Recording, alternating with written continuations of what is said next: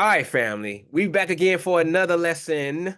Today, we'll be doing Genesis 23. And this ain't your average lesson that your Sunday teachers out there back in the church was teaching you or anything like that. This is going to be straight to the point. No sugarcoating. I'm going to tell you the truth about all these verses. We're going to peel back the layers. We're going to cut through the nonsense like we always do.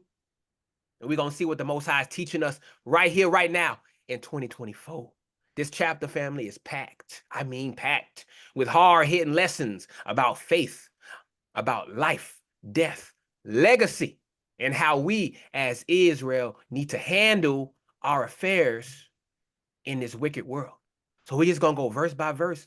We're going to start with number 1 of Genesis 23. Whenever you're ready, brother.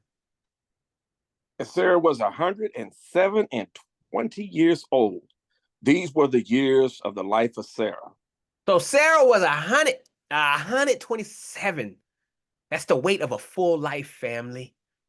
Now, don't skip over that like it's a casual mention of some old lady's age. No, sir. This is Sarah we are talking about. She's not just some side character. She was a foundational pillar in our story, family. She wasn't just a good wife or some docile, obedient woman in the background. Sarah was a fighter, a mother of nations, our nation, and the spiritual mother of Israel. So when we see that she lived 127 years old, we got to recognize the fullness of her life. But let's be real about it. 127 years, think about that. In today's terms, that sounds crazy, unfathomable. When the last time you saw somebody live to 127? Most of our people, we barely making it past our 60s or 70s, especially with the way we live in. But Sarah's age is more than just a number. It symbolizes a life that was full of struggle, a life that was full of faith, a life that was full of victory. She had to wait decades, as we had seen in the previous chapters that we've endured. She had to wait decades to bear Isaac, the promised child. She had to follow Abraham through all kinds of uncertainty. And yet, she was faithful to the end. So 127 years, family, is a testament to the Most High's faithfulness. Sarah's long life was a reward of her faith, her obedience in her struggles. How many of us today would even survive the kind of tests Sarah went through? How many? Truly think about that. How many of us would even survive the kind of tests that she had to go through?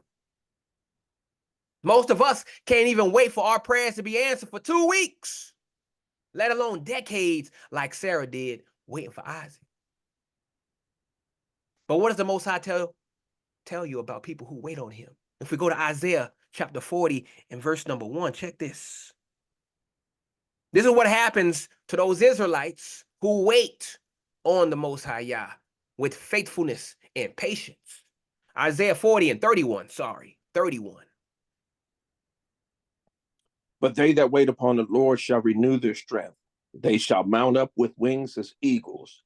They shall run and not be weary, and they shall walk and not faint. So Isaiah tells us that those who wait on the Most High will be renewed. Sarah waited, family. She struggled, but in the end, she was renewed. She didn't faint. She didn't fall apart. She lived 127 years. Why? Because the Most High sustained her through all of it. And that's something that we need to understand today. You ain't living long because of your good health.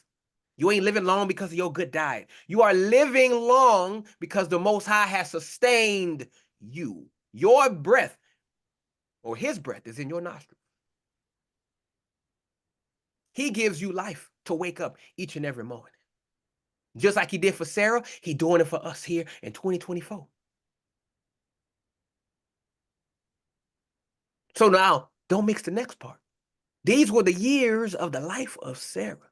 This is the Bible telling us that Sarah's life mattered. These weren't just meaningless years.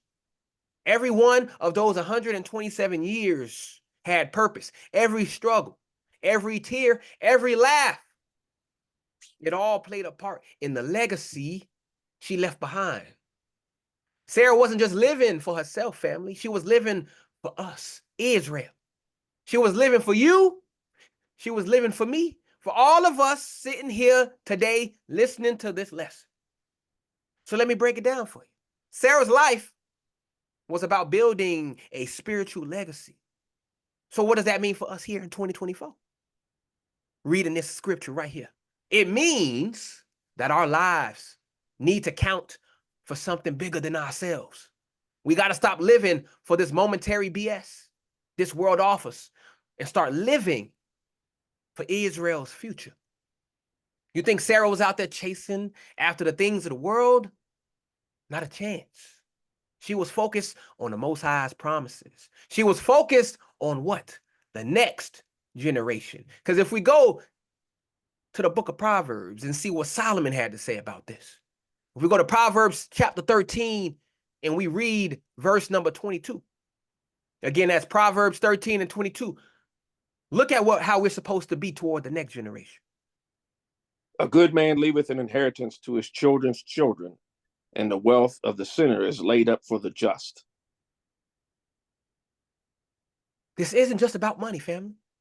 Though some of y'all need to get y'all finances together, this is about leaving a spiritual inheritance. Sarah wasn't worried about stacking up wealth for herself. She was concerned about leaving a legacy of what? Faith that will transcend her lifetime. And guess what? That legacy still stands today because we're all her descendants, Israel. Each and every one of us here today is the result of that faith that she had. So what are you leaving behind when your time is up? That's a question you should ask yourself. What are you leaving behind when the Most High calls you home? Are you so caught up in this wicked system that you're not even thinking about your legacy? Like a lot of our people, they only living for the moment today. All they care about is what they can get today. They don't care about tomorrow. They have no long-term planning. It's all about short-term goals. The Most High wants you to wake up. He wants you to start thinking long-term.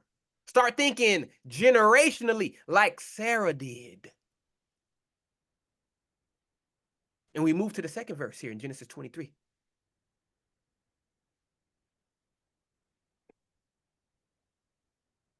And Sarah died in Kirjatharah, the same is Hebron, in the land of Canaan. And Abraham came to mourn for Sarah and to weep for her. So Sarah died there in Kirjatharah. Crazy name, I know. Yes, sir. Yeah. Which is Hebron. And that's in the land of Canaan. Now, most of us would just read over this like it's a random geography lesson like most people do when they see these type of verses. But hold up. We need to talk about what it really means, though. This is what we do here. Hebron is in Canaan, the very land that the Most High promised to Abraham and his descendants. So Sarah didn't just die anywhere, family. She died in the promised land. This is deep right here. Why? Because it shows that even in death, Sarah was in the place where the Most High said his people would inherit. It's like the Most High was giving her a glimpse of the promise, even in her last moments. Now, here's where it gets real for us. A lot of us today are dying in the wrong place. I'm not just talking about physical death here. I'm talking about spiritual death. Some of y'all are spiritually dead because you're living in Babylon, mentally and spiritually. You're so caught up in this world system that you don't even realize you've been spiritually buried in the wrong land. Sarah died in the land of promise, but some of us are dying in the land of confusion, dying in the land of deception, dying in the land of oppression. Look what the Most High wants us to do here, spiritually. If we go to Jeremiah 51 and 6, again, that's Jeremiah chapter 51 and verse number 6. Look at what the Most High wants us to do spiritually here amongst these wicked heathen countries we in today. Flee out of the midst of Babylon, and deliver every man his soul. Be not cut off in her iniquity, for this is the time of the Lord's vengeance. He will render unto her a recompense. So Jeremiah tells us to flee Babylon. But some of y'all are sitting in Babylon, spiritually dead, waiting for this wicked system to somehow save you.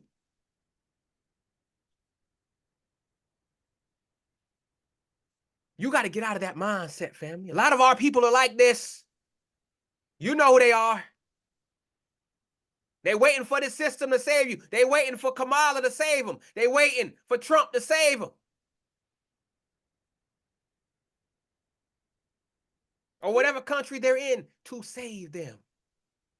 You've got to die in the promised land, family, not in the land of your oppressor. That's where we at today. So Abraham came to mourn for Sarah and to weep for her. This is a powerful moment right here because it shows that even the father of nations, that's what they call Abraham, had to deal with grief. Abraham wasn't some stone cold patriarch who didn't feel anything. He wept for Sarah. This is a reminder that it's okay to mourn. It's okay, family. You can cry, let it out. It's okay to grieve. You don't got to be emotionless like this system tells you to be. Oh, you're going to be vulnerable if you're going to be weak if you show emotions. Isn't that what they tell us? Most High telling you it's okay. It's okay to grieve when we lose someone who was valuable to us. But let me be clear. Grief doesn't mean defeat. Abraham mourned, yes, but he didn't stay in that place of sorrow forever. Some of us get stuck in our grief and let it destroy us. We lose loved ones and we let that sorrow consume us. I've seen it happen in my own family. Someone dies and that person doesn't become, he's not the same. They're not the same. They've allowed the grief to consume instead of grieving and then moving forward. Because that's what happens. We stop moving forward if we allow this grief to consume us. But Abraham didn't do that. Yes, he grieved for Sarah, but he didn't stop walking in the promises of the Most High. He kept moving forward because he knew that the mission wasn't over. Because if we go to 1 Thessalonians 4:13, look what Paul says here. Look what our brother Paul says here in 1 Thessalonians 4:13. Check this. But I would not have you to be ignorant, brethren, concerning them which are asleep, that ye sorrow not, even as others which have no hope. So Paul tells us not to mourn like those who have no hope. Abraham mourned Sarah, but he didn't mourn as if it was the end of the story. He knew that Sarah was a part of something bigger. And that's the same for us. When we lose people, family, we can mourn. It's okay to do, but we got to keep moving. That's what we need to do. We got to stay focused on what? The bigger picture. So we move on to verse number 3 here in Genesis 23. To get more continuation of what Abraham did afterwards. And Abraham stood up before his dead and spake unto the sons of Heth, saying. So Abraham stood up before his dead. What is it talking about? Let that picture sink in. Abraham was in the presence of Sarah's dead body, but he didn't stay down. He stood up. This is a message about what? Resilience. Abraham knew that even though Sarah was gone, the mission wasn't. He didn't let his grief keep him on the ground, family. He rose up. In 2024 today, a lot of us need to learn how to stand up.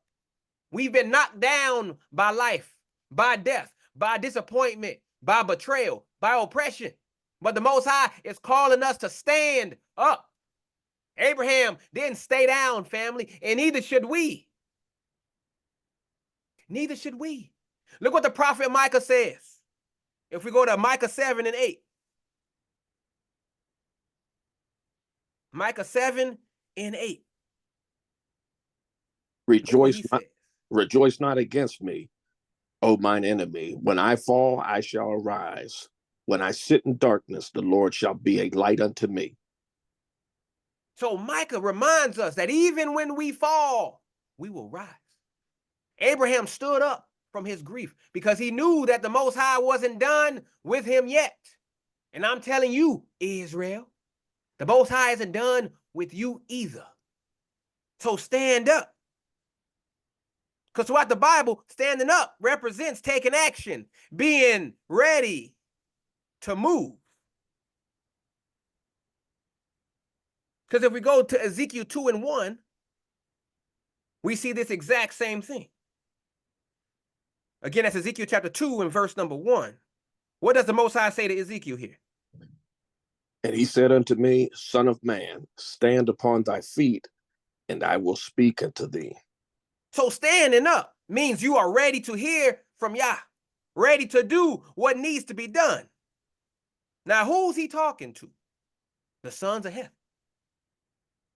Who are they, you might be asking? Well, let me school you real quick. The Hethites, or Hittites as they call it, were one of the nations living in Canaan. They were pagans, idol worshippers, not our people. I repeat, not our people. They may look like us, family, but they're not us. But Abraham is about to negotiate with these people. And this right here is a lesson in dealing with the world around us. See, we're living in modern day Babylon now. Surrounded by people who don't know our God, who don't respect our ways. But sometimes we got to deal with them. Out there in the open, in public, out there at your job, you got to deal with them. We got to navigate their systems to get what we need. Abraham is showing us how to do that without compromising who we are. And notice, it says Abraham spake unto them. He didn't yell. He didn't threaten. He didn't try to force his way, people. He spoke. He communicated. He was about to enter into a business transaction with these pagans, but he did it with what? Dignity and respect. As it says, if we go over to the book of Colossians, Colossians 4, 5 and 6, we're going to read those two verses. That's Colossians 4, 5 and 6. Look what Paul says here. Walk in wisdom toward them that are without, redeeming the time. Let your speech be always with grace, seasoned with salt, that ye may know how ye ought to answer every man. So I'm asking you, fam, are you ready to stand up? Are you ready to face the world? Even in your grief, are you ready to deal with the sons of Heth in your life, your boss, your landlord, the government, with wisdom and grace? Because that's what it means to be a true Israelite in this world. We don't run from the world. We don't hide from it. And we sure as hell don't let it corrupt us. We stand up, we speak, and we handle our business. So let's see what Abraham has to say to these Hittites in the next verse. Verse 4. I am a stranger and a sojourner with you. Give me a possession of a burying place with you, that I may bury my dead out of my sight. So listen to what Abraham says here. I am a stranger and a sojourner with you. If that doesn't hit you in the gut, family, you're not paying attention. Abraham, the father of nations, the one to whom the land was promised, still had to acknowledge that he was a stranger and a sojourner in the land of the heathens. This is where we at right now, family. We're strangers in this land. Wherever we are scattered to the four corners, we are strangers in that land. We are sojourners in a place that doesn't belong to us. I don't care how many houses you buy out there, how many degrees you get, how many promotions you land at your job. You are still a stranger in a system that was built to what? Oppress you. And up until now, and up until we own that reality, we're going to stay stuck in this Babylonian mindset. We got to get free of the chains that these oppressors have put on us mentally, physically, spiritually. You got to break the chains. We just passing through, family. This ain't our home. Some of y'all want this to be your home so bad that you will corrupt yourselves to make it your home. And look what's happening to them now.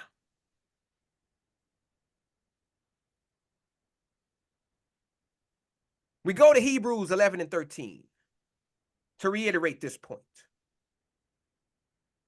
Again, that's a Hebrews 11 and 13. Check this right here. These all died in faith, not having received the promises, but having seen them afar off, and were persuaded of them and embraced them, and confessed that they were strangers and pilgrims on the earth. So Hebrew tells us that all the faithful ones, Abraham, Sarah, all of them confessed that they were strangers and pilgrims. Does that remind you of all these strangers you see throughout the Bible? That they say, oh, these are other nations. These are the other nations. No, that's us. We are the strangers. We are strangers today. Were we born in Israel, in our land? No, we was not. We are strangers. They didn't live under the illusion that this world was their home, and neither should we. This world ain't ours, family. We're just passing through until the Most High sets up his kingdom. We are not citizens of this world, family. If we go to 1 Peter 2 and 11, Peter even talks about this. That's 1 Peter 2 and verse number 11. Dearly beloved, I beseech you as strangers and pilgrims, abstain from fleshly lusts which war against thy soul. We're in this world, family, but we ain't of it. So even though Abraham's a stranger, he's still engaging with these Hittites. He's not isolating himself. He's not running off to live in a cave somewhere. He's right there in the mix, dealing with the realities of life. And that's our example right here. We can't just hide away from the world. We got to be in it, dealing with it, all while keeping our identity intact. That's the key right there. Now, what's Abraham asking for? A possession of a burying place. He's looking to put down some roots, even if it's just to bury his dead, which is deep. Even in a foreign land, even as a stranger, Abraham is claiming space. He's saying, I'm here, I matter, and I need a place to honor my people. And ain't that what we're dealing with today? In a world that wants to erase us, that wants to pretend we don't exist, they keep wiping out our history. We're claiming our space, though, ain't we? We're honoring our dead. We're preserving our history. We're making sure our story gets told, not this whitewash crap that they push off as Christianity or Islam or any other crazy religions out there. We telling the true story, the one I'm telling you right here, right now. But check it out. Abraham says he wants to bury his dead out of my sight. Now, some weak preachers might try to tell you this means Abraham didn't care about Sarah. But that's BS, family.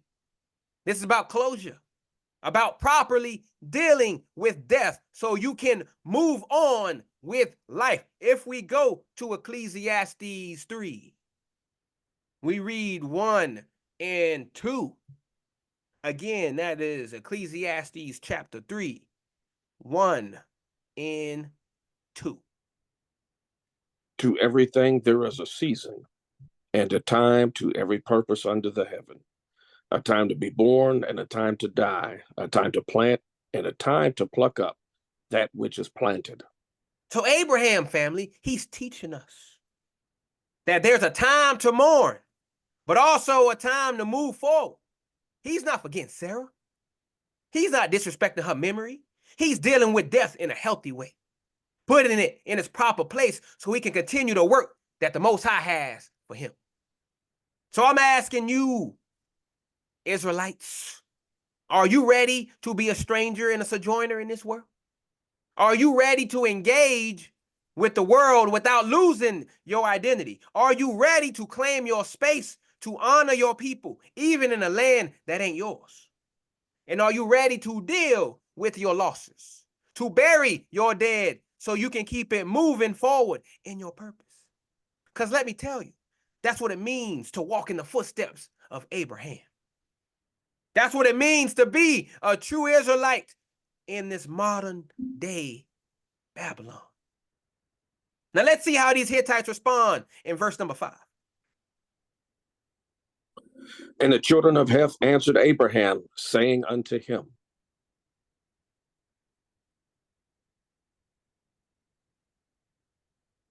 So first off, notice it says the children of Heth. Again, as I told you, this ain't a random group of people. These are the descendants of Heth, who was a son of Canaan. And y'all remember who Canaan was, right? He was the one Noah cursed after Ham's foolishness. As it says, if we go over to Genesis 9 and 25 real quick, this is what it says about Canaan. Again, that's Genesis chapter 9 and verse 25. and he said, Cursed be Canaan, a servant of servants shall he be unto his brethren. So right off the bat, we are dealing with a cursed people right here. These ain't our folks. They ain't walking in the ways of the Most High. But watch how Abraham deals with them. Watch how they respond. There's lessons here for how we navigate this cursed world we're living in, family. Now, it says they answered Abraham. They didn't ignore him. They didn't dismiss him. They didn't try to run him off. They engaged with him. And that's important, because even in a world that is set against us, there are times when we can find a way to communicate, to negotiate, to get what we need from it. But don't get it twisted, though. This ain't about making friends with the world. As our brother James said, if we go over to James 4 and 4, most of y'all should be versed with this verse. Again, that's James 4 and 4. Ye adulterers and adulteresses, know ye not that the friendship of the world is enmity with God? Whosoever therefore will be a friend of the world is the enemy of God. We ain't here to buddy up with the system. We're here to navigate it, to use it when we need it, while keeping our eyes on the prize of our true inheritance. Now, they're about to speak to Abraham, and I want y'all to pay close attention to their words, because there's more here than meets the eye. We're about to see how the world tries to flatter us, how it tries to make us feel accepted, all while keeping us in our place. So lean in, family. Listen close, because the way Abraham handles this situation is going to teach us how to move in this world without losing our souls. Verse number 6, brother. Hear us, my Lord, thou art a mighty prince among us. In the choice of our sepulchres, bury the dead. None of us shall withhold from thee his sepulchre, that thou mayest bury thy dead. Now, first off, look at this.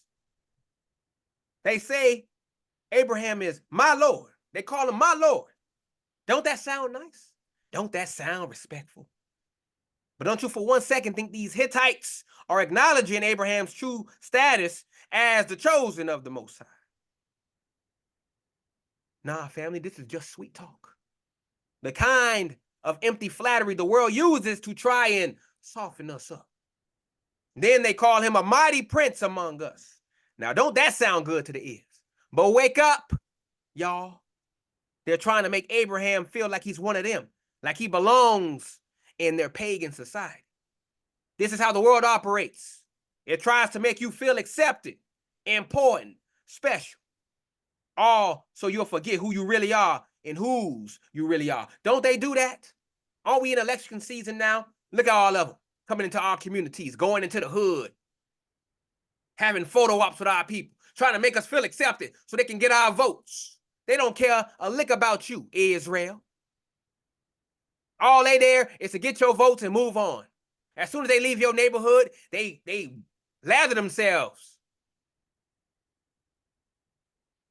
Lather themselves. with sanitizer. They shake your hand, sanitize. They don't want to touch you or nothing, but they got to do that to get your vote. That's what they doing right now. That's what they were doing with Abraham too. It ain't no different, family. There is nothing new under the sun. If we go over to Romans 12:2, our brother Paul has this to say. Again, that's Romans 12 and number 2.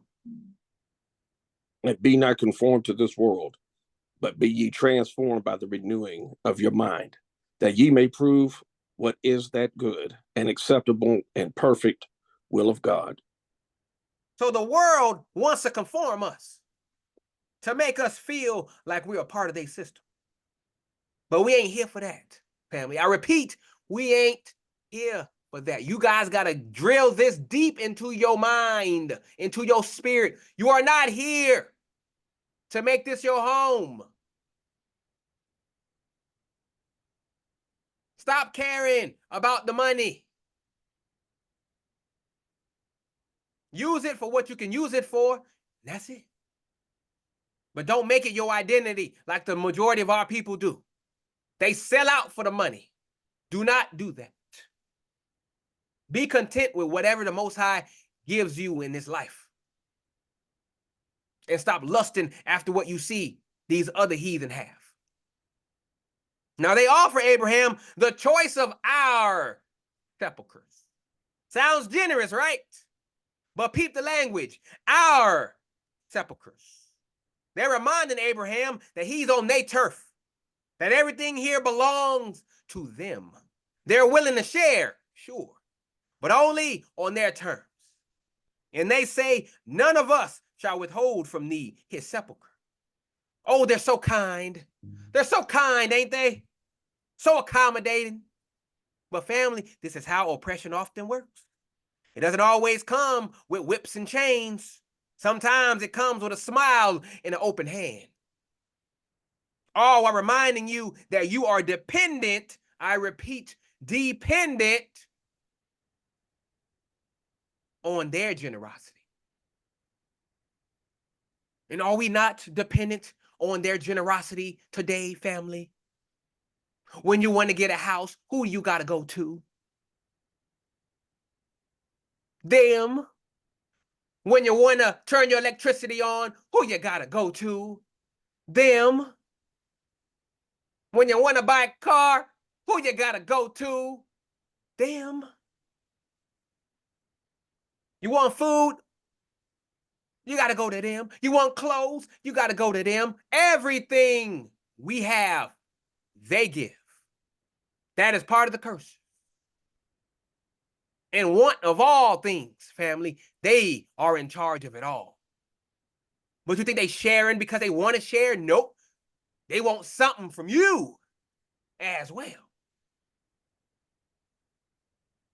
This right here is a picture of how the world tries to deal with us today.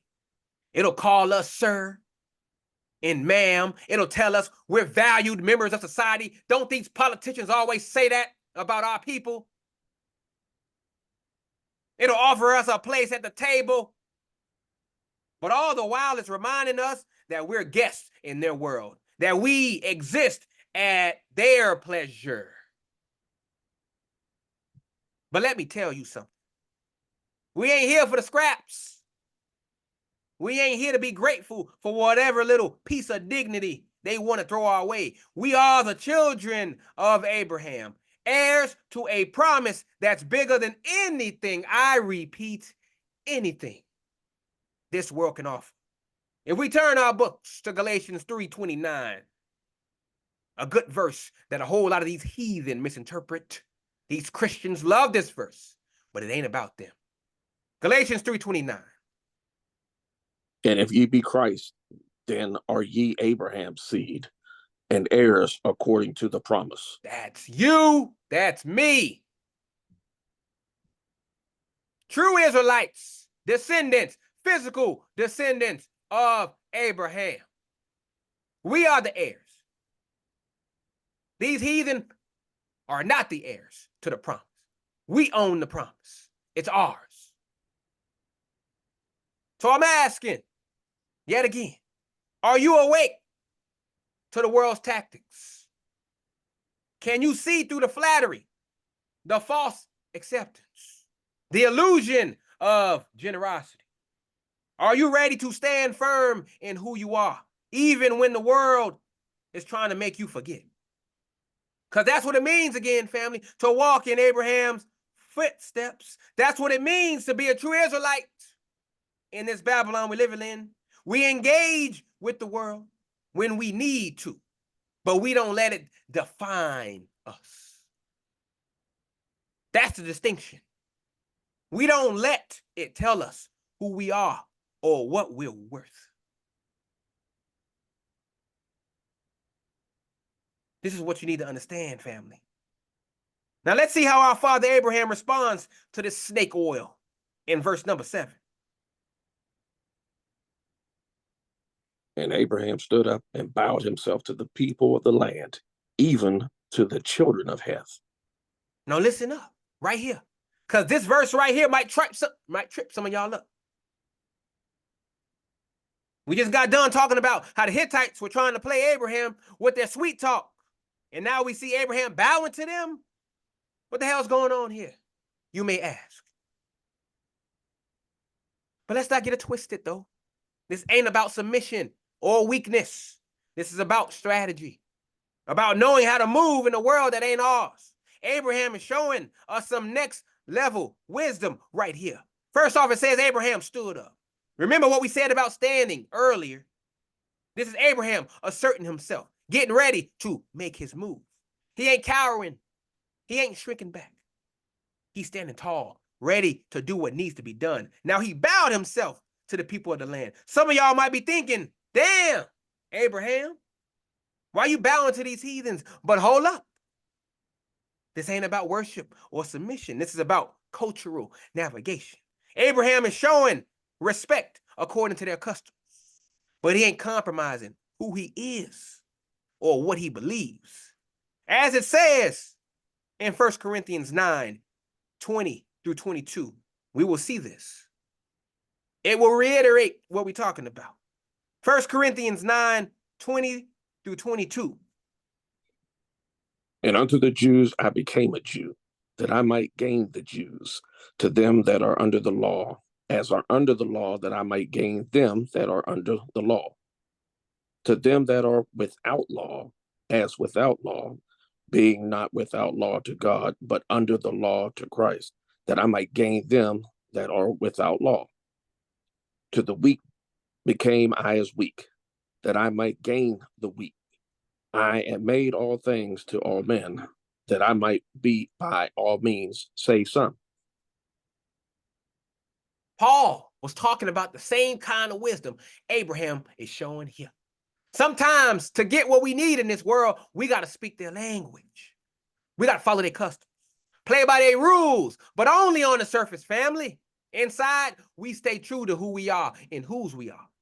And notice it says he bowed to the people of the land, even to the children of Heth. Abraham ain't singling no leaders or big shots here. He's showing respect to all of them equally. This is about diplomacy, about knowing how to grease the wheels without selling your soul. So are you wise enough to navigate this world like Abraham did? Can you show respect without compromising your integrity? Can you play their game without letting it play you? Because let me tell you, that's a skill we definitely need in 2024. We living in a world that wants to either beat us down or butter us up. And we got to know how to handle both. We can't be so proud that we can't bend, but we can't be so flexible that we break. As it says by the son of Yahusha or of Yahuwah. Matthew 10:16. Look at what the son says here. Matthew 10:16. Behold, I send you forth as sheep in the midst of wolves. Be ye therefore wise as serpents and harmless as doves. That's the balance we got to strike, family, right there. Wise as serpents, knowing how to move in this world, how to negotiate, how to get what we need, but harmless as doves, keeping our hearts pure, our motives clean, our faith intact. The very opposite what these celebrities do of our people. They bowing down, compromising everything that they believe in to get a seat at the table. And the Most High punishing them one by one. Right before our very eyes, family, showing you that's not the way. That's not how you need to be. He's using them as a witness to show us what not to do. Abraham is showing us how it's done right here. He's about to negotiate for this burial plot. And he's setting the stage perfectly. He's respectful, but he ain't subservient. He's engaging with their culture, but he ain't adopting it. He's bowing his body, but his spirit is standing tall. Now let's see what Abraham has to say to these Hittites. Verse number 8. And he communed with them, saying, if it be your mind that I should bury my dead out of my sight, hear me, and entreat me to Ephron, the son of Zohar. Now pay attention, because Abraham is about to give us a master class in negotiation. So first off, it says, Abraham communed with them. Again, this ain't just small talk. The Hebrew word here is dabar, which means to speak, but it's more than that. It's about having a dialogue, a back and forth. Abraham ain't just making demands. He's engaging in a conversation. And peep this. He starts with, if it be your mind. Abraham is acknowledging their position, their authority in this situation. He ain't trying to force nothing, though. He's saying, if y'all are willing, if this is something y'all want to do, this is diplomacy 101, family. Sometimes you got to massage some egos to get what you need.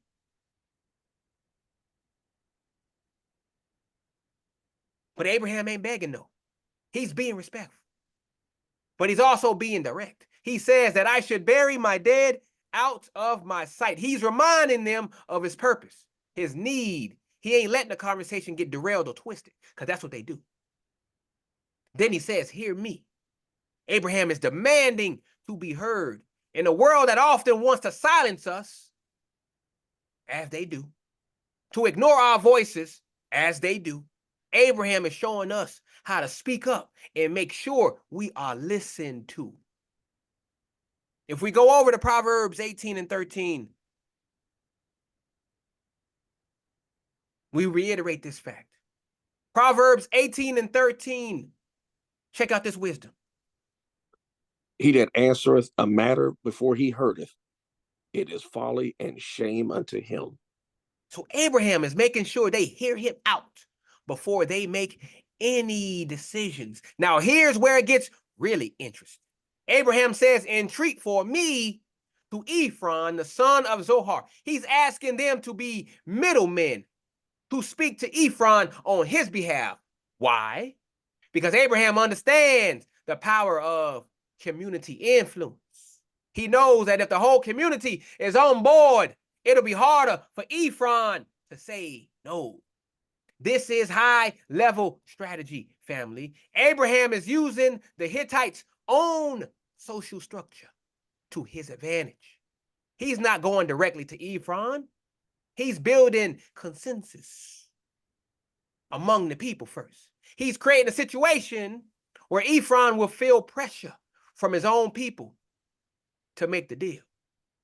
And notice how specific Abraham is. He names Ephron. He even mentions Ephron's father. This ain't a vague request. Abraham has done his homework. He knows exactly who owns the land he wants, and he's making a targeted approach. So what can we learn from this, family? First, know how to talk to people. That's a big one right there. A lot of our people do not know how to talk to people. That's the first thing you need to know how to do. Be respectful, but be direct. Second, understand the power structures you are dealing with. Know who the decision makers are and know how to influence them. Third, be specific in what you want. Don't beat around the bush. Because look what James says if we go to his book, chapter 1 and verse 5. Check out what he says here. James 1:5. If any of you lack wisdom, let him ask of God, that giveth to all men liberally and upbraideth not, and it shall be given him. Abraham is showing us what that divine wisdom, or what divine wisdom looks like in action. So are you ready to move like Abraham, family? Are you ready to navigate this world with wisdom and strategy? A lot of our people are navigating this world with emotion. They want to beat up everybody. That's not the way to do it. Are you ready to engage with the systems around you without losing yourself in them? Because they're going to try to get you on some deals, family.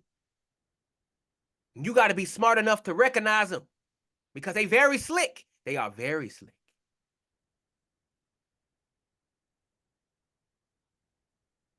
We ain't here to assimilate into their system. That's not what we're here to do. But we ain't here to isolate ourselves from it either. We're here to negotiate, to carve out our space, to secure our legacy, just like Abraham did. Now let's see what specific requests Abraham has for Ephron in verse number 9. That he may give me the cave of Machpelah, which he hath, which is in the end of his field. For as much money as it is worth, he shall give it me for possession of a burying place amongst you. Now we're getting into the meat of Abraham's negotiation. Peep this right here. Abraham is making a specific request. He's not being general. He's making a specific request. He's not just asking for any old piece of land out there. He's got his eyes set on the cave of Machpelah. And he knows exactly where it is, at the end of Ephron's field. This is a man who knows what he wants, and he's not afraid to ask for it. Now, why Machpelah? Why this specific cave? Let me tell you something. This ain't just about convenience or location. This is about legacy. Abraham is securing a place for his family, a place where his lineage will be honored. This is about claiming a piece of the promised land, family. Even though he's still a sojourner in it, he's laying down roots, not just for himself, but for all of Israel. This is a prophetic move. Abraham is thinking generations ahead, and that's how we need to be thinking too. And notice how Abraham is willing to pay full price. He says, for as much money as it is worth. He ain't looking for no handouts like our people on welfare are looking for, or food stamps. They're looking for handouts from the system. He's not trying to get something for nothing. He's showing us that when it comes to securing your legacy, whatever that may be, you got to be willing to make the investment. A lot of our people don't even know what that word means. But that's what Abraham is doing here. You got to have the money to make this investment. You got to have the resources to make this investment. It's all about planning. Too many of our people are looking for shortcuts, trying to get by on the cheap.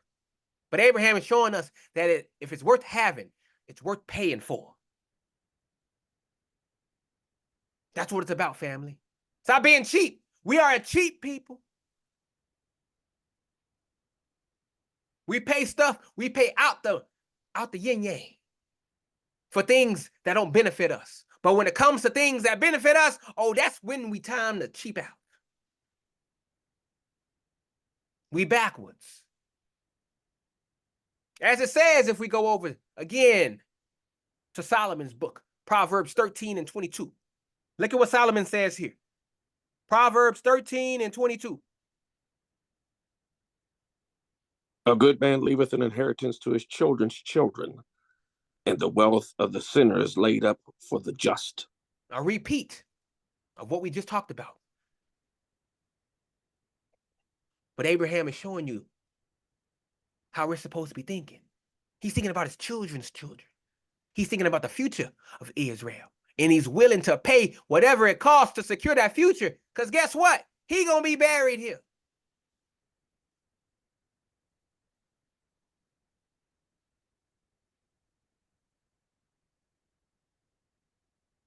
he's going to be buried in the same cave he's buying. He's asking for the cave. But he knows that the cave is at the end of Ephron's field. By securing this cave, he's also securing the land around it, which is a smart move. See, he's thinking like a businessman.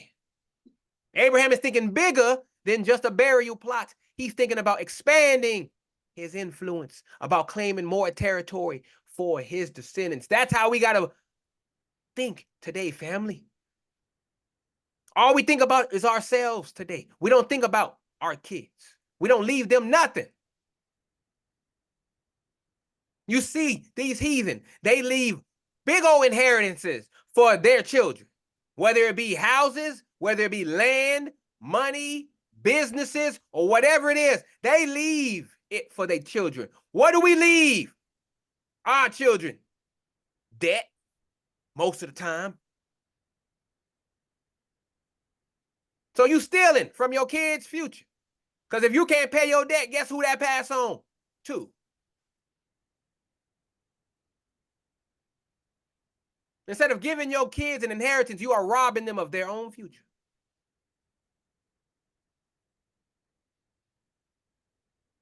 That's how this system has made us think. And let me tell you something else. This is also about ownership. Abraham ain't looking to rent this land. He ain't looking for a temporary solution. He says, give it me for a possession. He wants full ownership because he knows that ownership is power. They tell you that in Monopoly, don't they? Too many of us are out here renting, borrowing. I'm one of them. Living on someone else's terms. But Abraham is showing us that we need to be owners. We need to be claiming what's ours, taking possession of the land that God has promised us, as it says in Deuteronomy 11:24. Check out what the Most High says. And this is a future prophecy. Deuteronomy 11:24. Every place whereon the soles of your feet shall tread shall be yours. From the wilderness in Lebanon, from the river Euphrates, even unto the uttermost sea shall your coast be. Y'all see that? That happened when our people went into the land first. But guess what? They got kicked out. But now we're going to own the whole earth. Not only just that land, but we're going to own the whole earth. Wherever we go, family, it's going to be ours. Abraham is walking in that promise, and he's teaching us how to do the same. So are you ready to claim your Machpelah? Are you ready to secure your legacy, to make the investment, to take possession of what's rightfully yours? Because let me tell you this world ain't going to hand it to you. Oh, hell no, they ain't finna hand it to you. You got to be like Abraham, specific, strategic, and willing to what? Pay the full price. Now let's see how Ephron here responds to Abraham's request in verse number 10. And Ephron dwelt among the children of Heth. And Ephron the Hittite answered Abraham in the audience of the children of Heth, even of all that went in at the gate of his city, saying. Read verse 11 too. Okay. Nay, my Lord, hear me. The field give I thee, and the cave that is therein, I give it thee. In the presence of thy sons, of my people, give it thee. Bury right thy dead. Y'all see that? So pay attention, because this is where things start to get real. Ephron is about to respond. But notice how it's set up. It says Ephron dwelt among the children of Heth. This man is embedded in his community. He's not just some random dude. He's got status, he's got influence, and he's got the backing of the people. So Ephron answers Abraham in the audience of the children of Heth, in front of all the people at the city gate. This ain't a private conversation. This is a public negotiation, and that changes everything. Ephron knows that whatever he says, he's saying it in front of witnesses. He's got to be careful because his reputation is on the line, which is a lesson for us today.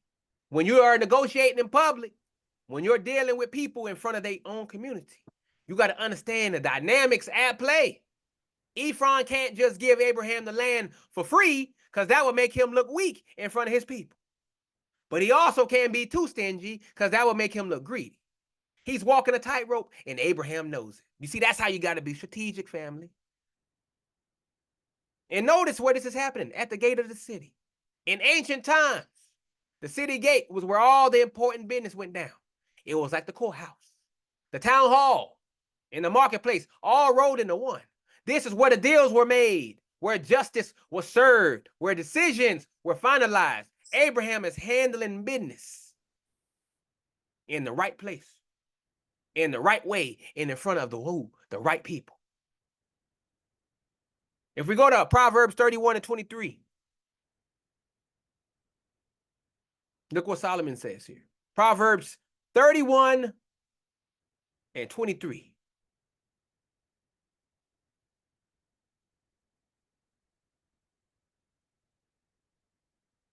And you muted yourself, Mike.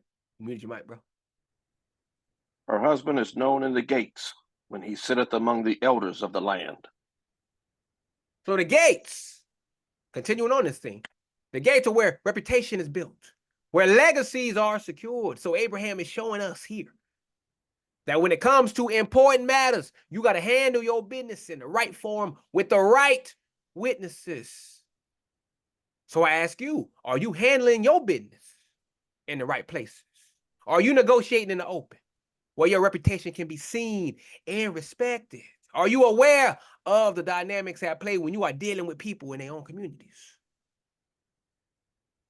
Because let me tell you, Abraham is showing us how to move with wisdom, how to navigate these public spaces without what? Losing our integrity. So as we see in verse 11 here, this right here is where Ephron starts playing the game. He's offering the field in the cave to Abraham for free. He says, I give it thee. Sounds generous, right? But don't be fooled. This is a classic negotiation tactic, and Abraham ain't gonna fall for it. See, Ephron here, he's offering the land in front of his people, making it look like he's doing Abraham a huge favor. But what he's really doing is setting Abraham up. If Abraham accepts the land for free, then he's going to owe Ephron something down the line. That's what the world do to you today.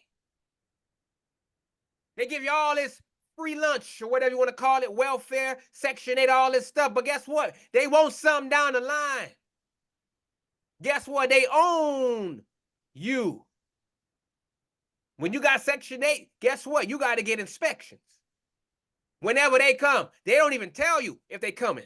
They just show up, surprise inspection, to make sure that you ain't hiding no money, hiding no possessions, because you got to tell them exactly how much you make. You got to tell them what kind of cars you got. You got to tell them everything. And they come by to make sure you ain't lying.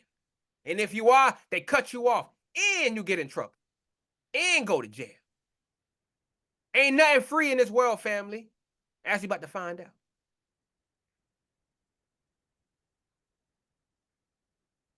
So this is about control, what Ephron is doing. Ephron is trying to keep Abraham in his debt, trying to maintain some leverage over him. That's how slick these heathen are. They are very, very slick. As it says, if we go to Proverbs 22 and 7, very simple. Again, that's Proverbs 22 and 7, and that is very much apparent in this day too. The rich ruleth over the poor, and the borrower is servant to the lender. Ephron is trying to make Abraham a servant, trying to put him in a position where he'll owe Ephron a favor in the future. But Abraham ain't no fool, family. He knows that accepting this gift, quote unquote, will come strings attached. He knows that real ownership means paying the price, not taking handouts like our people doing today. And that's a lesson. Too many of us are looking for freebies, looking for shortcuts. But those handouts, as I have told you, always come with a cost. Real freedom, real ownership comes when you are willing to pay the full price. That's why they got all these little buy here, pay later nonsense all over the place with Klarna and Afterpay and all this stuff. Hey, you don't got to pay for that up front. You don't got to pay all that up front. You could pay it in installments. It sounds good. It looks good. Oh, you mean I only got to pay $25 every 2 weeks? But guess what? It adds up. And the next thing you know, you default on it because you added too many installments. And now they ruin your credit.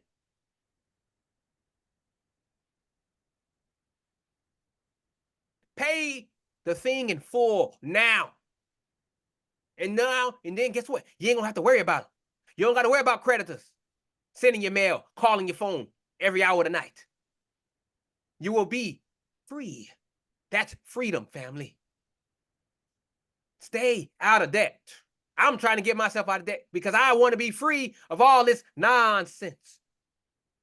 I'm done with the phone calls, the robocalls. I'm done with it. You should be too. Abraham showing us, hey, if you want something, pay for it. Save up for it if you got to, and then pay for it outright. Don't owe no bank with interest. Because then you become a slave. If you lose your job or whatever, guess what? You still on the hook for that bill.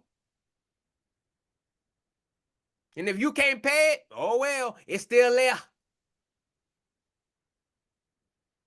It ain't going nowhere. That's why everybody crying because they student loans can't be defaulted on. They can't get rid of student loans. They crying. But if you paid for your college with your own money, you won't have to worry about it. I wasn't that smart back then. But I have the wisdom to pass on to you so you do not make the same mistakes I did. So you can pass it on to your children so they can't make the same mistakes you may have made. This is what wisdom is about. We got to pass it along so we don't keep making the same mistakes. That's why we in this rut that we in, scattered to the four corners of the earth, struggling, oppressed, discriminated against. Every day of our life, we got to wake up in this system because we keep doing the same thing over and over again. The Most High, through Abraham, is showing us what real wisdom is, what real ownership is about. It's not about paying it up or splitting it up into little bitty chunks. It's about getting it over with now, pulling off the Band-Aid now, so you don't got to have to worry about it or being on the hook for somebody else. Because this system is very good at keeping you on the hook, and it ain't going to let you go either. Once you're on that hook, it's hard to get off the hook, family. It's like a fish. You're fishing out there, the fish get caught on the hook, it's trying to wriggle off. Next thing you know, it's getting pulled up into the boat. Finna be a nice dinner. That's how they lure you. And that's how Ephraim was trying to do Abraham here. Because I'm about to tell you how Abraham is going to handle this situation. Let's go to verse number 12. Watch what Abraham does exactly when he finishes talking. And Abraham bowed down himself before the people of the land. He bows down again. Abraham is playing the game, family, but he's playing it with wisdom. He's showing respect, but he ain't compromising his integrity. He's moving with a strategy in a world that ain't set up for him, just like we got to do today. See, Ephraim just tried to pull a fast one by offering the land for free. But Abraham knows better. He knows that free ain't really free in this world. If he takes that land as a gift, he's going to owe Ephraim something down the line. Debt is a form of control, as I have showed you. So why does he bow? It's all about optics, family. Abraham is making sure the people of the land see him as a man of what? Respect. A man who knows how to move in their culture. He's playing the game, but he's playing it his way. He's showing us today that you can operate within the system without letting the system own you. Now, let's be real. The world we live in today is no different. They'll offer you all kinds of gifts, all kinds of opportunities, but there's always strings attached, as you can see with a lot of these celebrities today. Oh, they living rich and famous, but they ain't telling you what they got to do behind closed doors to keep up the appearances, all the rituals, all the orgies they got to go to, all the bending over they got to do, figuratively and literally. They ain't telling you that, family. This system wants you to feel like you owe them, like you are dependent on their generosity. But Abraham shows us that true ownership comes when you're willing to pay that price, as I said before. When you're willing to stand on your own 2 feet and secure your own legacy without being in debt to anyone. So Abraham bows, but he ain't bending. He's about to make his next move, and it's going to be a powerful one. What does he say? Verse 13. And he spake unto Ephraim in the audience of the people of the land, saying, But if thou wilt give it, I pray thee, hear me. I will give thee money for the field. Take it of me, and I will bury my dead there. Boom! There it is, family. Abraham ain't playing no games. He comes right out and says, I will give thee money for the field. He's making it clear. He ain't taking no handouts. He's ready to pay the full price for what he wants. See, Abraham understands that when you pay for something, it's yours. Guess what? You may swipe that credit card, but guess what? It ain't yours because you're going to have to pay for it later.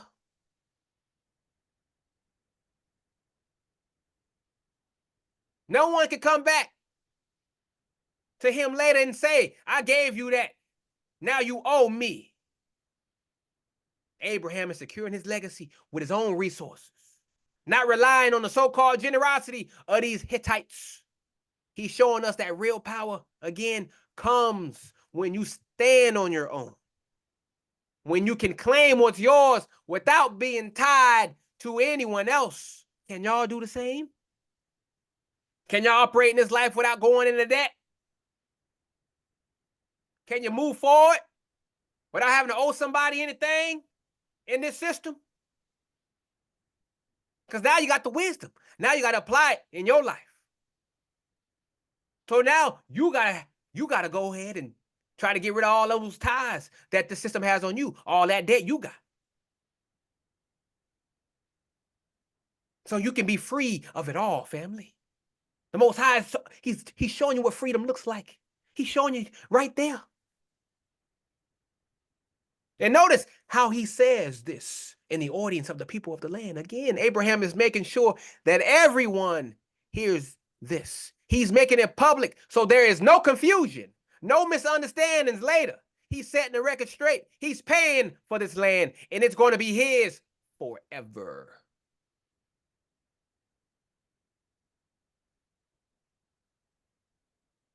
Abraham is showing us that if you want to secure your legacy, if you want to build something that lasts, you got to be willing to pay the price. You got to be willing to do it the right way, even if it costs you. As it says, if we go over to Luke 14. We go to Luke 14 and we read verse 28. Again, that is Luke 14, verse 28. For which of you, intending to build a tower, sitteth not down first and counteth the cost, whether he have sufficient to finish it? Abraham is counting the cost, and he's ready to pay it. He's ready to secure his legacy with honor and integrity. Now let's see how Ephraim responds to this bold move in verse number 14. And Ephraim answered Abraham, saying unto him, 15 too. Well, you read 14 and 15. Gotcha. My Lord, hearken unto me. The land is worth 400 shekels of silver. What is that betwixt me and thee? Bury therefore thy dead.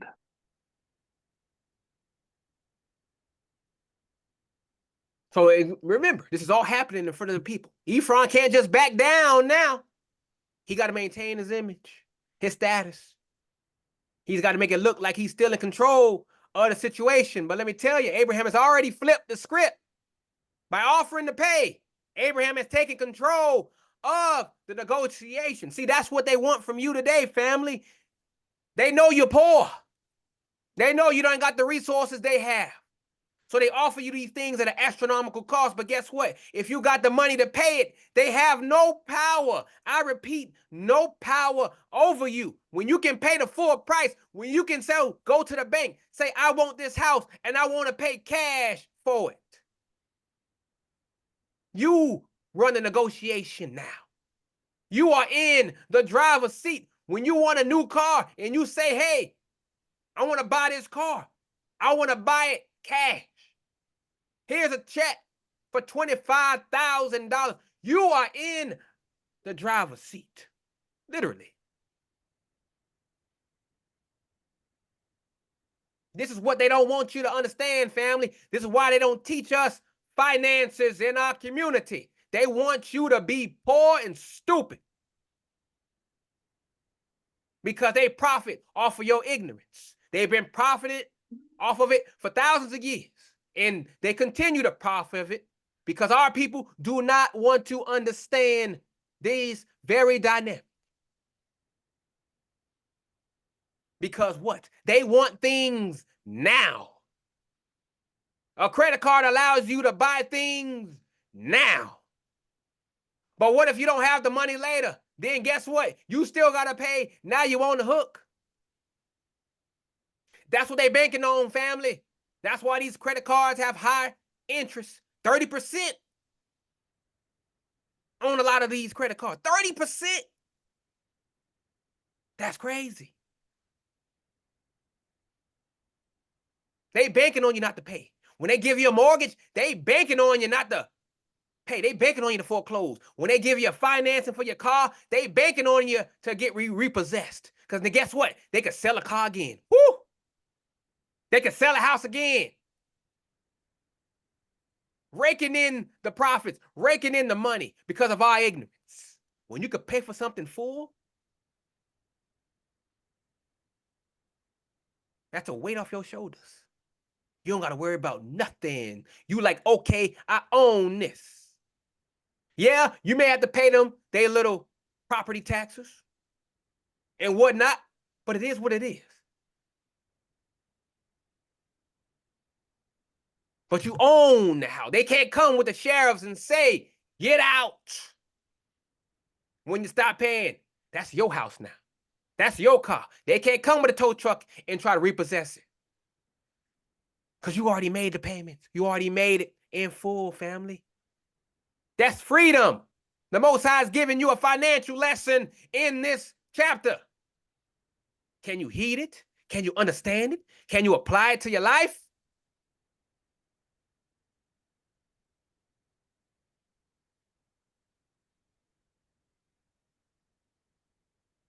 Abraham, he's put the ball in Ephron's court here. And now Ephron has to respond. This is power dynamics. When you know what you want, when you're clear about your intentions, you can shift the balance of power in any situation. Who needs the 48 laws of power when you got the Bible right here? That shows you how to operate in this world. You don't need to read some heathen book. The Most High got it right here.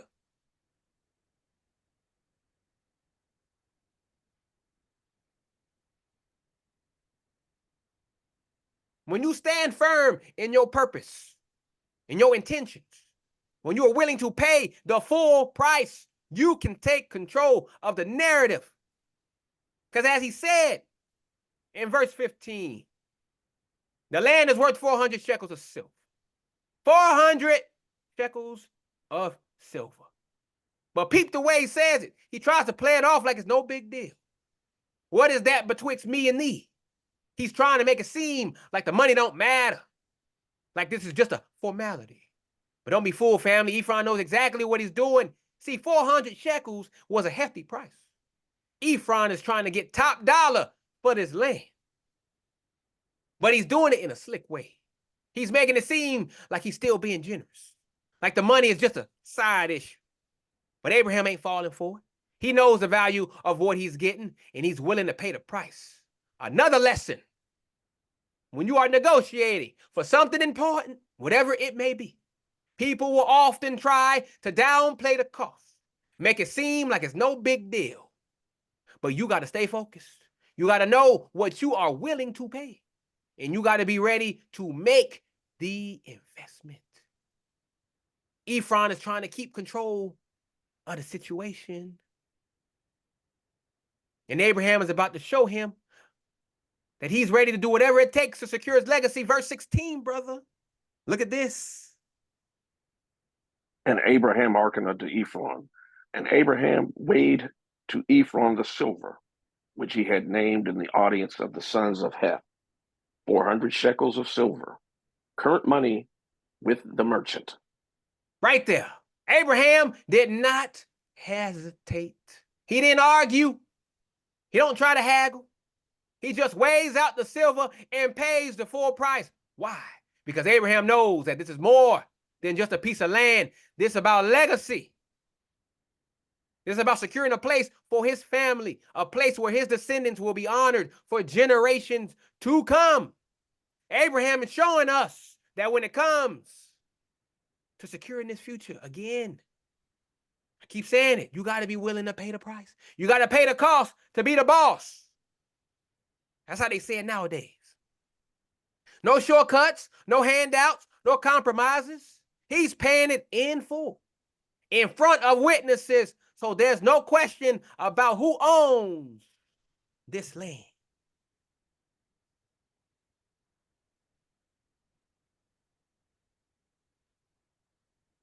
And notice how it says, current money with the merchant. This was the standard currency of the time, the kind of money that was accepted in the marketplace. Abraham is handling his business legitimately, with transparency, in a way that everyone can see and respect. Because too many of us are trying to cut corners, trying to get by on the cheap, as I said before. But Abraham is showing us you got to pay in full. So let's talk about this 400 shekels of silver real quick. Y'all know by now that numbers in the Bible are never just random. 400 is a significant number when it comes to Israel. It symbolizes a period of testing, trial, and judgment. Remember, Israel was in bondage in Egypt for 400 years. This number represents a time of waiting and testing before what? The promise is fulfilled. So Abraham paying 400 shekels of silver is a symbolic act. He's acknowledging that there's a waiting period before Israel fully inherits this land he's buying. But he's also securing the promise. He's making a down payment on our future, family. That's deep right there. Abraham knew that the full fulfillment wouldn't happen in his lifetime, but he still made the investment for future generations of Israel. If we go over to Genesis 15 and read verse 13.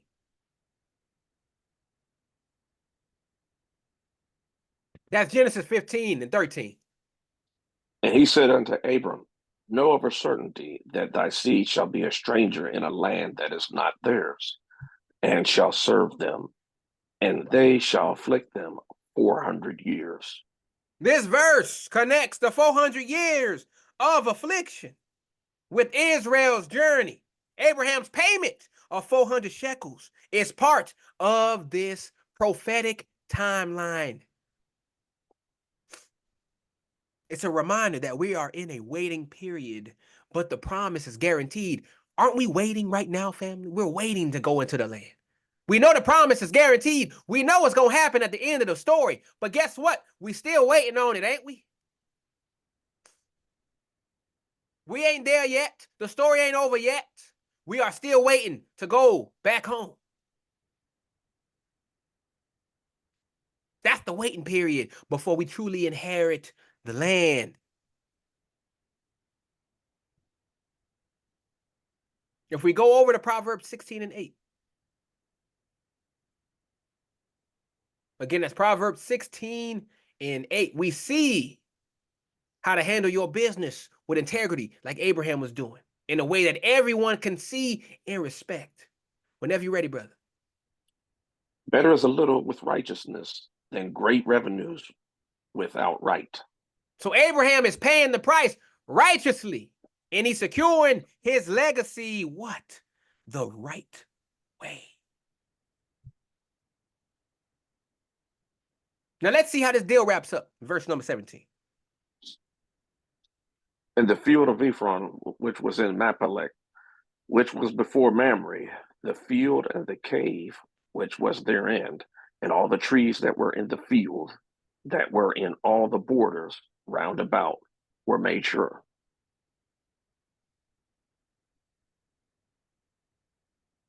So the deal is done. It's over. Finito. The field, the cave, and all the trees around it are now Abraham's possession. He has secured his legacy, not just for himself, but for his descendants.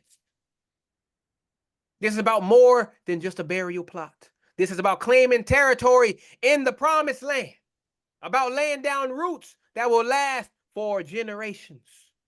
And notice how it says the land was made sure. This means the deal was finalized, legally binding, with no room for dispute. Abraham has secured his legacy, our legacy, legitimately, with integrity, and in a way that everyone can see and respect. So let's start with the location, because the Bible doesn't just throw out names to fill up space. We talked about this Machpelah.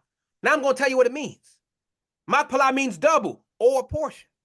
Now think about that for a second. Double portion. This isn't just a burial site. This is a symbolic marker for what? Israel's inheritance. A double portion has always been linked to Israel, especially when you think about the firstborn rights and how Israel is the Most High's firstborn.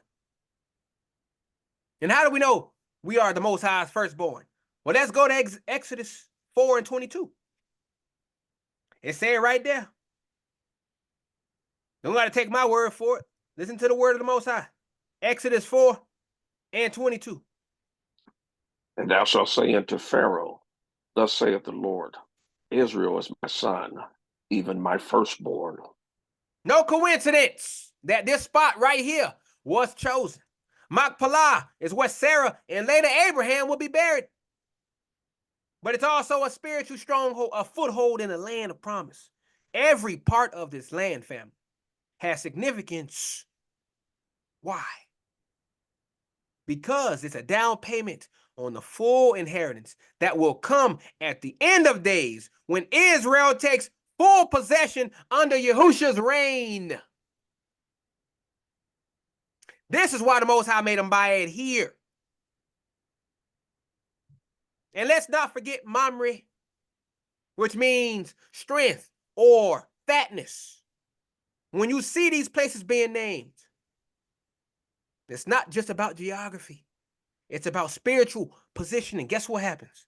Abraham wasn't just buying a burial plot. He was securing a what? A place of strength, a double portion, a stronghold for his descendants. You see the depth right there? This isn't some random real estate deal. This is Israel's future being set in place. How do we know?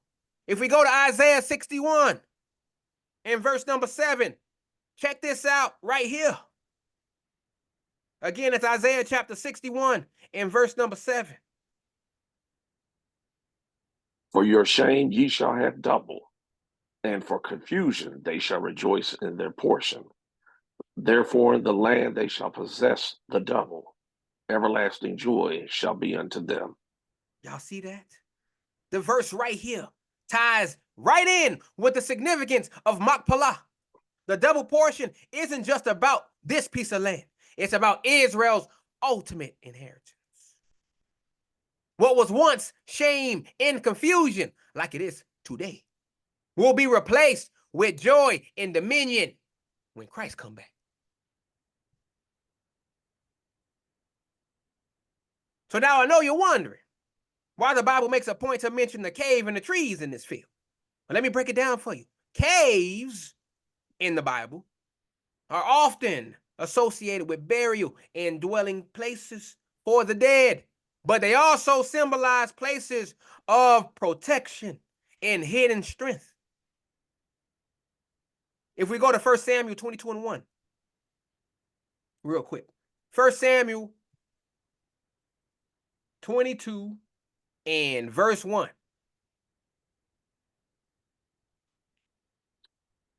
David therefore departed thence and escaped to the cave Adullam.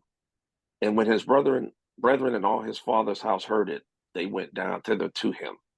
So caves are places where Israelites find refuge and renewal. But don't miss the trees being mentioned here. Trees are symbolic of what? Life, growth, longevity. In this context right here, in this verse, the trees surrounding the field are a reminder that even in the midst of death, Sarah's burial, there's still life and growth happening. This burial site is both a place of rest for the dead and a foothold of life for the living descendants of Israel. The trees show that Israel's inheritance is not just about death, but about life continuing, the ongoing growth of our nation. Because check it out, if we go to Psalm 1 and 3, Psalm 1 and 3, to show you about these trees. And he shall be like a tree planted by the rivers of water, that bringeth forth his fruit in his season. His leaf also shall not wither, and whatsoever he doeth shall prosper. Right there. Right there. This verse connects to the trees in Abraham's field. Just like the righteous Israelite is like a tree planted by water, so too is this land, Israel's land, destined to bring forth fruit and prosperity. It did that when our people first went into the land, and then it's going to do it again when we go back there.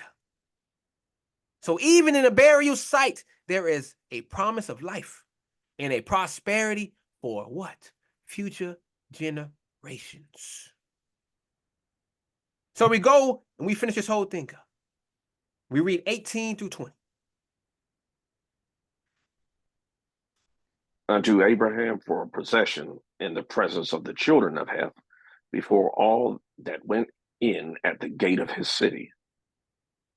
And after this, Abraham buried Sarah his wife in the cave in the field of Machpelah before Mamre. The same as Hebron in the land of Canaan. And the field and the cave that is therein were made sure unto Abraham for a possession of a burying place by the sons of Heth. So we focus on 18 here. So right there, it's done. It's officially Abraham's possession. Everybody sees the deal being done. All kind of witnesses. This was done all out in the open, family. No confusion, no disputes, no hidden agendas. Abraham made sure that everyone knew who the rightful owner of this land was. Because when it comes to securing your legacy, and I'm talking to y'all now, when it comes to securing your legacy for your kids and your kids' kids, you need to handle your business in the light. Too many of us out here are trying to cut shady deals in the back room, like a lot of our people are doing, trying to get over on the low. But Abraham shows us that real ownership comes when everything is done out in the open, transparently, in front of witnesses. So there is no question about who owns what. This is integrity. Abraham didn't try to swindle Ephron, didn't try to scam him, didn't try to take the land for free, even though Ephron offered it. He paid the full price in front of all his people so that there will be no strings attached. He secured it the right way. And that's how we need to move. That's how we need to do it. If we go to Proverbs 21 and 1, look at what Solomon says here. Proverbs 22 and 1. A good name is rather to be chosen than great riches, and loving favor rather than silver and gold. Abraham secured his good name by handling his business the right way. And that's what we need to do. Your name, your legacy, your integrity, that is what matters in this world. That's what matters to the Most High Yah. Not how much you can hustle or how many shortcuts you can take. So verse 19, Abraham finally buried his wife. The end of an era, the beginning of a legacy. Sarah's burial here marks the end of an era for Abraham. But it also shows the beginning of the next phase in Israel's journey. Sarah, the mother of nations, laid to rest, but her legacy continues through Isaac in the seed of promise. Her death isn't the end, it's a continuation of the Most High's plan for our people. Sarah's name, if you didn't already know, means princess or noble woman. She represents the royalty of Israel's lineage. Her burial in this cave is significant because it shows that even in death, the royal line of Israel is being established, because we're going to be kings and priests, right? When Christ come back, we're going to be kings and priests. The land where she's buried is now part of the legacy that will pass on to future generations. This is why we've got to stop thinking so much about the temporary struggles we face today. This is about legacy, family. It's about what we are leaving behind for the next generation. Sarah's death wasn't the end of the promise. It was just the beginning of the next chapter. And we see that if we go over to Hebrews 11 and 11. Again, that's Hebrews 11 and 11. This is iterated upon here. Through faith, also Sarah herself received strength to conceive seed and was delivered of a child when she was past age, because she judged him faithful who had promised. Sarah's faith is what allowed her to conceive Isaac, the child of promise. Even though she's now being buried, her legacy of faith continues through her descendants, through us, right here today. Right here today.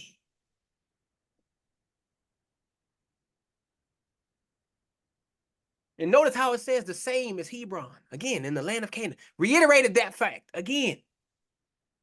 Because Hebron will later become a key city in the history of Israel. This is the land that David would rule from before he became king over all Israel. This is the land where the patriarchs would be buried. Abraham wasn't just securing a burial plot, he was securing the foundation of a nation. Too many of us, again, are out here thinking short term, thinking about the here and now. But Abraham was thinking generationally. He was thinking about his descendants, about the future Israel, about the kingdom that will come. And that's how we need to think. We need to be making moves that will benefit our children's children, moves that will secure the future of Israel. Because as it says, if we go to Psalm 37 and 29, again, that is Psalm 37 and 29.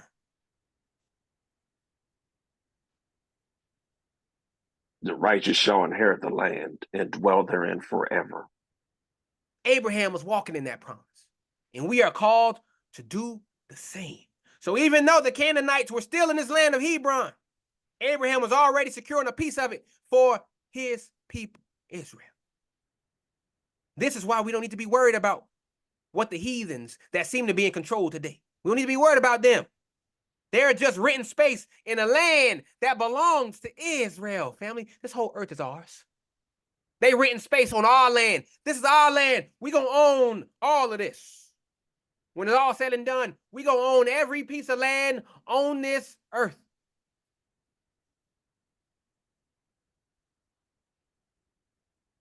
So why you worried?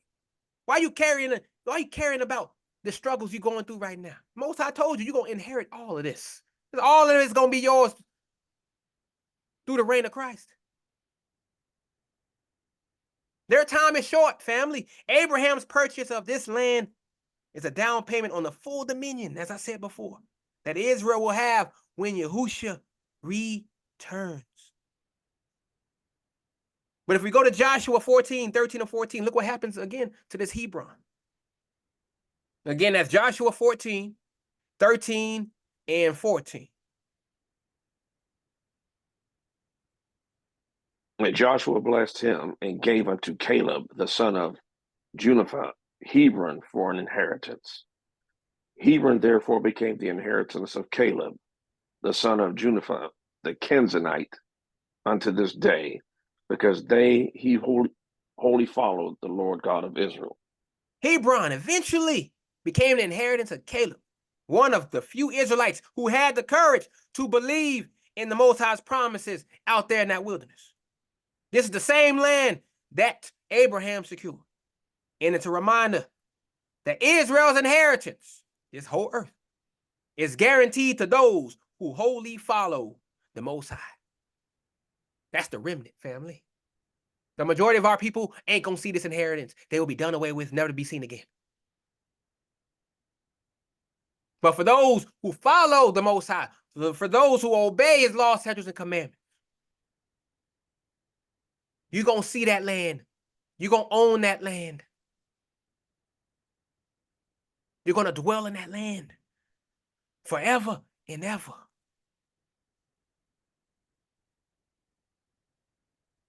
So we keep seeing this made sure unto Abraham for possession.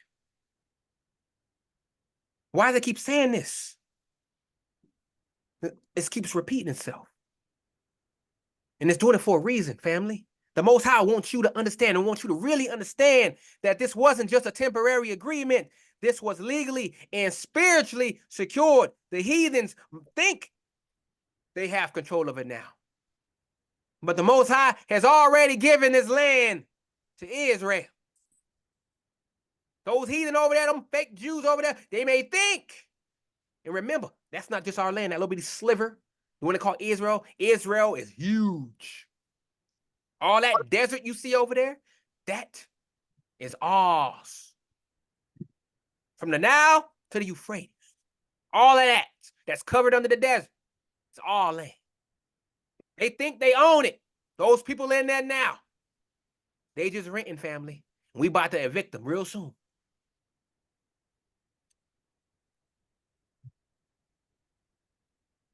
So we finish it in 20. It's about ownership. If you get anything out of this today, ownership should be the key thing that you get. We're going to own everything. But in this life, we got to own what we can. We don't need to be owing everybody. If you can secure it and pay it in full, do so. If it's something that's going to help your legacy or whatever it is, do it. Pay for it in full. Do not be on the hook for payments. This is what the Most High is teaching us. Because debt is very easy to get into, but it's hard to get out of. They make it so accessible for debt. It's everywhere. All kind of apps for it. Hey, you want $500? Hey, you want $1,000? You want $2,000? You want $3,000? Hey, you want $10,000? They make it so easy to sign on your name on a dotted line, but it's hell to get out of.